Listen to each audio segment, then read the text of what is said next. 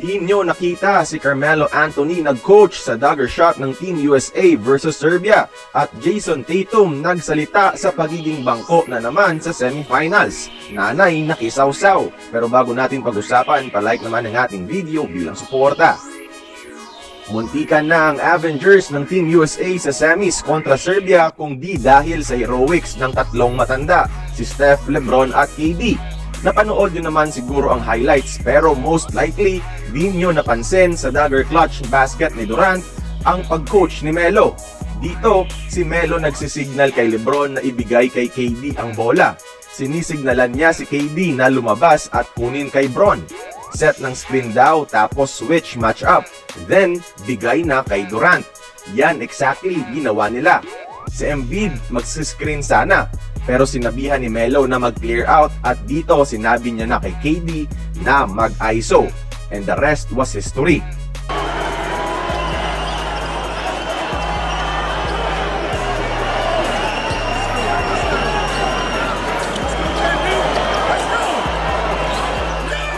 Si Carmelo Anthony ay isa sa mga all-time legends sa Team USA Basketball and he knows kung anong dapat gawin sa ganitong klaseng senaryo. Kaya mga kapwa superstars nito nakikinig, walang ego, walang pride.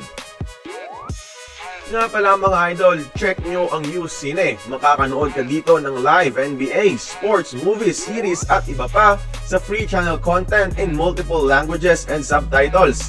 Only features with 30 million users worldwide. May free 7-day trial at ang download link ay nakapin sa comments sa ibaba. Samantala, on the same game, si Tatum bangko na naman at naging meme na naman sa social media. Kung okay lang kay Tatum ito at sinabing kahit anong magiging contribution niya sa team as long as panalo, okay lang daw. Sa kanyang ina, hindi. Nagalit ito kay Coach Steve Kerr at sinabing, it makes no sense daw at very unacceptable. Well, medyo totoo naman dahil all NBA players si Tatum at bangko lang sa crucial game. Pero lahat superstars may mababangko talaga. And it doesn't take away your status as a superstar. Bata pa naman siya, he has to give way sa mga veterano. His time will eventually come.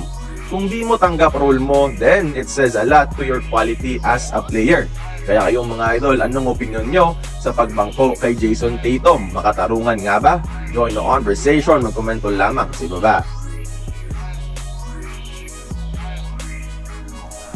Kung nagustuhan mo ang ating video, please like, share, and subscribe. I-follow mo na rin ang ating social media platforms for more exclusive sports content. Until then, this has been Courtside Buckets.